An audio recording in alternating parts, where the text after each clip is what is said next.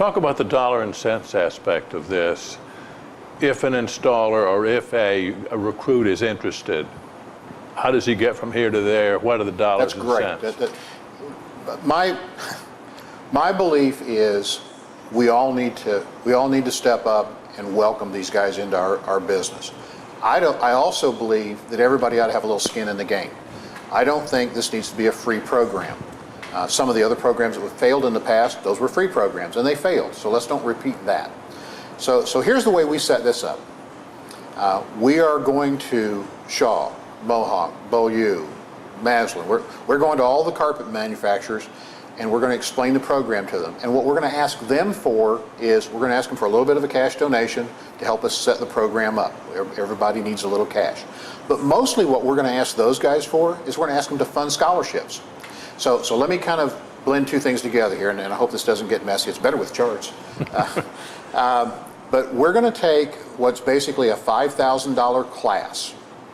And for a $5,000 class, if that kid from Cincinnati or Boston or Charlotte or wherever it is, if he'll get to Dalton, Georgia on a Sunday afternoon before we start on Monday morning, from that point forward for the next 30 days, we're going to pay his room rent. We're going to feed him 3 meals a day. We're going to treat him nice. He's going to walk away with a nice big toolbox with all of his basic hand tools in it. We're going to work him like a dog for 6 days a week for the next 4 weeks. But he won't have any out-of-pocket expenses. The class is $5,000. We're asking the mills to support scholarships. And my goal is to have at least a 50% scholarship for every kid that wants to sign up. So right off the top, if you send me somebody from Cincinnati and we sign that kid and we're going to do a background check on them, as long as they don't have a felony, they're welcome. And we're going to bring them into the program. We're going to say it's a $5,000 bill. If you pass, if you stick with us for a month, we're going to get you a 50% scholarship, courtesy of Shaw or Mohawk or Beaulieu or whoever's the next scholarship in the list. And so there goes half of it. The next thing that we're going to do is we're going to say if you need help with the other half, we'll let you sign a note for half of half. So for a quarter of it. For another $1,250, you can sign a note, and when you go to work, when we place you, because we're offering guaranteed placement, when we place you at the end of the program, after you've been to work a month, we're going to debit your debit card $25 a week until you're paid back. We're willing to invest that in these kids, which leaves us another $1,250, and that's the skin they have to have in the game. If they can't get grandma, grandpa, aunt, uncle, mom, dad, college fund, whatever it is, if they can't get somebody to put up $1,250 and pass a background check, then they probably are not going to get to come. But if they can come up with $1,250 and commit to getting to Dalton, Georgia, we'll take care of all of their living expenses, all of their overhead expenses. We'll give them a beautiful Cobalt toolbox when we're done that has all their basic hand tools. And while I'm talking about the toolbox, let me mention one thing. I want this to be the best darn helper that installer ever had. What I don't want him to be is I don't want him to think he's an installer. So there's not going to be a seam iron in that toolbox. There's not going to be a knee kicker, and there's not going to be a power stretcher. That's not part of the program. It's all the basic hand tools that they're going to need. There's going to be, hammers and wrenches and everything else that they need to keep their program together. But I don't want them going home saying, "Oh, I'm good enough. I can circumvent the system." I don't want that. What we want is we want them to go back and to make a meaningful relationship with that mentor that works, has a good working relationship with that Carpet One dealer or with that Floor Covering Association dealer. And we want them to stay there for 6 months and learn the trade. One other thing that we haven't talked about is we're going to start the program and limit them to just carpet. And my friend Dave Keller says it this way. Every trade has its own toolbox. And what we don't want to do is we don't want to confuse them. If that kid comes through school and one day we're making him install vinyl and the next day we're making him install carpet and the next day, now that's the way the real world is. But we believe that there's an awful lot of carpet to be installed. We believe that carpet installers are probably where there's the greatest need right now. There's plenty of work there, so there's plenty of work there to be done. Do you ever see getting into other products? We absolutely do. We may add during the final week of the class, because again, this class is all hands-on. It's 6 hours a day. It's actually in the mock-ups, doing seams and running the power stretcher and all that stuff. But what we may do to kind of break things up is maybe every Friday we'll just give them a little bit of a taste of vinyl. And next Friday we'll give them a little bit of taste of LVT. And next Friday we'll show them what hardwood looks like or laminate looks like. We're going to work in just a taste of everything, but we don't want to have another toolbox full of tools, because the hardwood tool set is a little different tool set than the carpet tool set. And we also don't want to dilute their learning. We want them to get really good at one thing, and that is be the best darn carpet helper I can get. In the real world, that carpet layer's got to take pretty much whatever comes to him most days. And most carpet layers try to specialize. If they're a hardwood guy, they like doing hardwood. They've got hardwood tools. But if business gets tough, a lot of times they'll pull out that power stretcher if they have to. So the installer that will end up with this helper, Yes. do you have any control over that? I mean, is this guy going to be a reasonably talented guy, do you think, or? Here's the way we're going to do it, and the one thing I can tell you is there's holes in every program. No program works 100% all the time, and there's certainly holes in this, and this is probably one of the weaker spots. So what we're going to do is we're going to try to work with the dealer. We're going to call that Carpet One dealer, that Flooring America dealer, and we're going to say, you've got a kid coming back in 2 weeks who just lost their helper this week. Because I used to run an office for Keller in Charlotte. We'd send out about a dozen installers every day out of Charlotte. And on any given week, I can tell you, somebody walked in the morning and said, hey, I just lost my helper this morning. So helpers is a huge turnover, because we're not really very good at recruiting. No. We just gather whoever was standing on the corner or whoever slept over at our house last night, that becomes our new helper. So there's always plenty of opportunity to place helpers. And if I can convince that installer that just lost his helper that I'm going to give him a guy that was specifically wants to be here, has been trained, has some skills, and can actually make you faster and better today, that's about all I can do. Because of IRS rules and so on, we really can't do too much beyond that. Is there any option for that recruit, the helper, to learn after he's away from your facility? Absolutely, absolutely. What we hope, if we design the perfect program, that doesn't mean anybody's going to adhere to it, but if we design a perfect program, here's what we would really like. We would love to have these guys for a month. Now, in that month, they're going to learn basic skills. They're going to learn the basic tool list. They're going to learn to use all those tools and what they are and how they work and everything. They're going to learn to do measuring, estimating. They're going to learn basic business skills. They're going to learn all of these basic fundamentals. And the nice thing about that is when they come back to learn hardwood, we don't have to teach all of those fundamentals anymore. They already know those things. So now all I got to do is focus on getting them to have golden hands. Yeah. So the hardwood class may only be a week. The sheet vinyl class But they will may come only be a back week. at some point or But that's another right. on down Every the road. quarter, we're going to offer another 1 week add-on class so that they can kind of expand their skill set. Because quite frankly, what a lot of guys will do is they'll say, well, I can stay kind of busy with carpet, but carpet doesn't pay as good as hardwood. But I can't stay busy with hardwood. Fine, come back, go through our hardwood class, work 3 days a week or 4 days a week at carpet, because that gives you good cash flow. And then when that one juicy plum of a job comes through each week for hardwood, go take that job, because now you've been given a week's worth of skill set to at least have a good understanding of it, and go take that job, and now we've kind of mixed the income stream. Is there an online aspect to this? There will be an online aspect of this. Pretty much everything we do we'll videotape, and we'll edit it and put it online. There'll be a curriculum that goes along with it and so on. But our goal is not to have an online training program. I'm very much of the opinion, and I'm biased, and I don't know that I'm right, but this is my job, and I'm going to do it the best way I can. I don't think we're going to teach carpet installers how to install carpet online. I just don't think that's going to happen. Now, could a new salesperson who has some good selling skills, but they have no idea what they're talking about when it comes to getting the job installed, could they take our course and go through it online? Sure, yeah, that might work. Or a guy has a refresher, he just can't quite remember how that Berber seam had to go together, Yeah. or the little tricks of the trade we taught him. He'll be able to go online and click through that. What I was getting at was if the installer who he ends up helping Yes. perhaps has some good skills and some not so good skills, would there be some place he can go to, go to the man and find out? Well, and we've had a lot of conversations about this.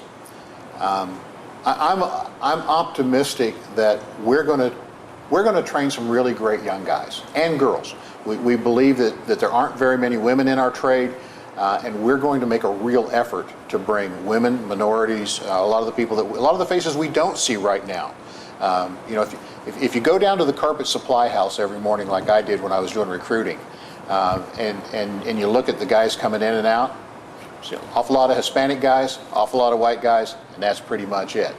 And what we need is we need to open that up, and so we're going to go after those folks and try to bring them in. And here's one of the things that we've decided: we're just going to have this kind of birds and bees talk almost. We're just going to have to tell these guys, the guy you're working for, he's the master. He's your mentor. Don't go in and tell him he's doing something wrong just because we didn't do it that way in school. Yeah. What kind of an organization will FAST be? Is it a profit, nonprofit? That's a great question, and I'm glad you asked that. One of the things when people start putting up money to support anything, a lot of times there's the real temptation for, okay, I'm going to give you some money, but there's strings attached to it. One of the very first things that the Lowe's folks said when they offered to put up the original seed money for us, they said, we don't want our name on it. We don't seek any advantage. We don't want you recruiting people and sending them all to us. We believe that filling the pool, there's an old saying that's, a rising tide floats all ships. Well, that's their view. And they were very adamant, and to the point that I was given a statement in writing that said, we want to be a sponsor, we don't want to be the sponsor, and we don't seek any advantage from our sponsorship. So it does, other than me trying to be up front and tell everybody, yeah, we got a little bit of seed money from those folks.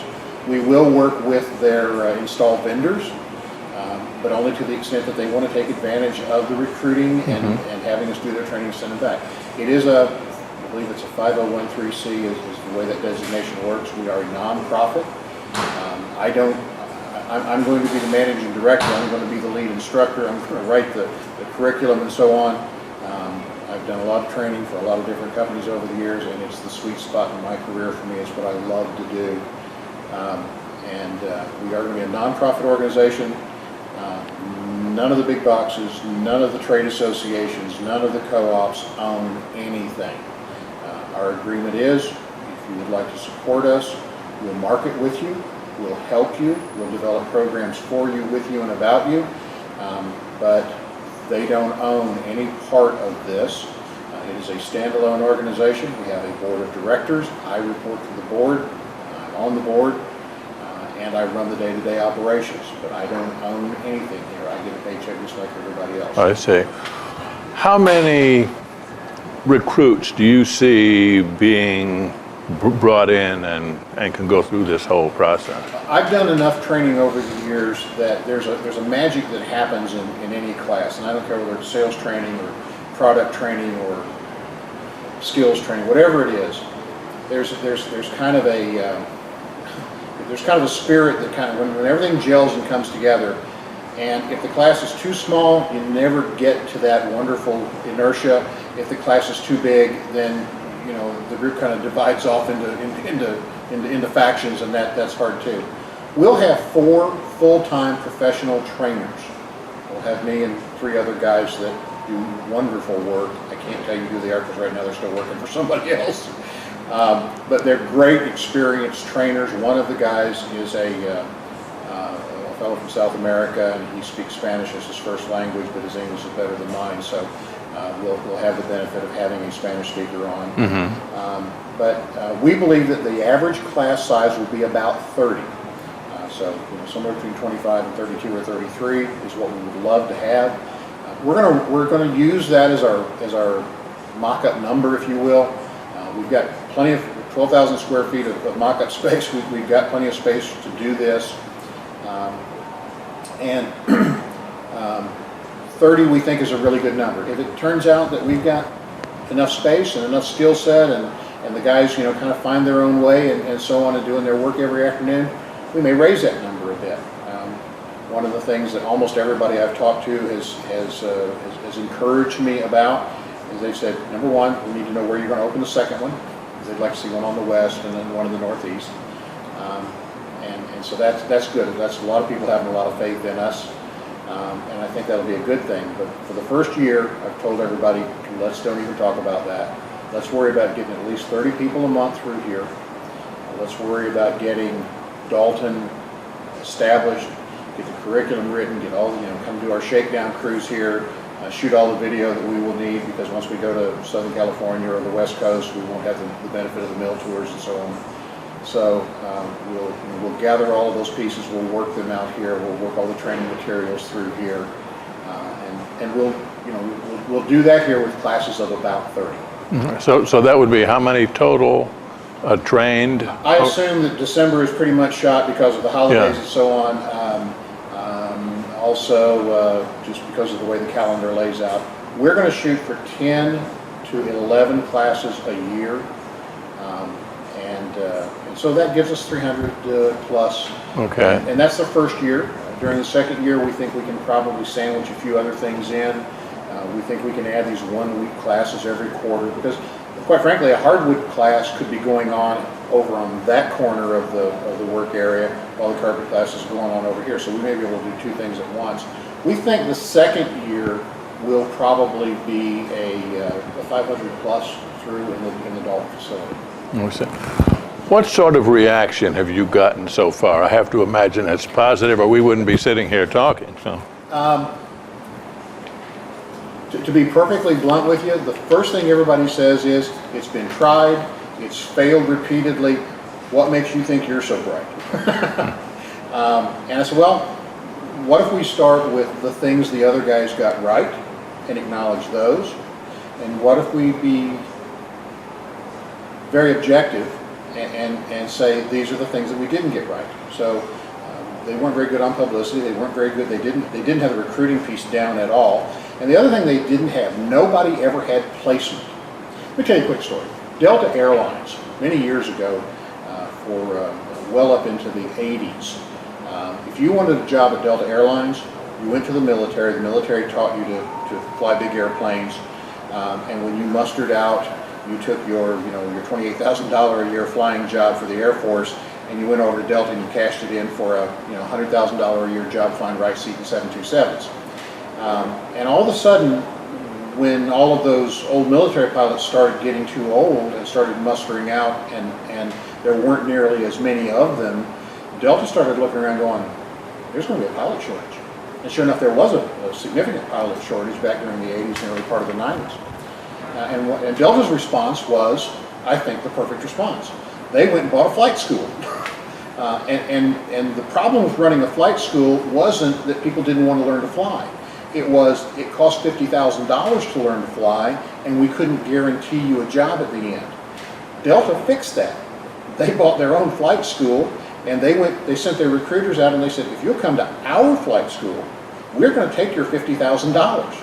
But at the end, we'll guarantee you a seat flying some small twin prop out of Cincinnati on the Delta Connection program. And then you can work your way up through. And that's where an awful lot of the guys that are flying for Delta, that's how they got their jobs.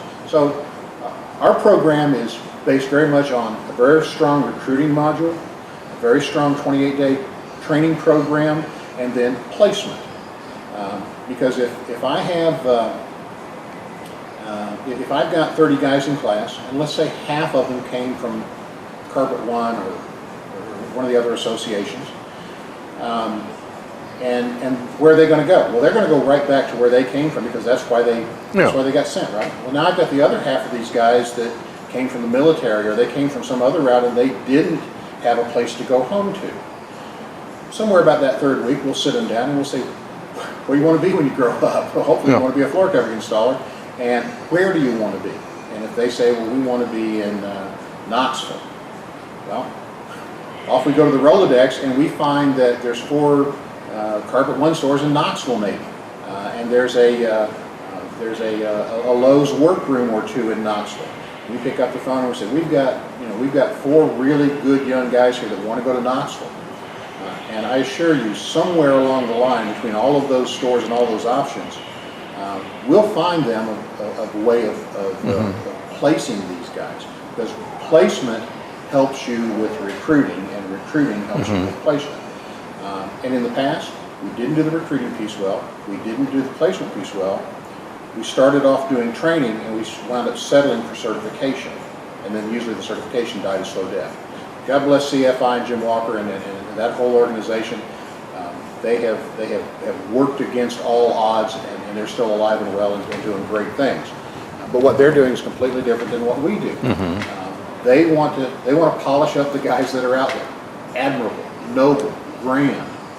What we want to do is we want to add more guys, and we want to call them great helpers.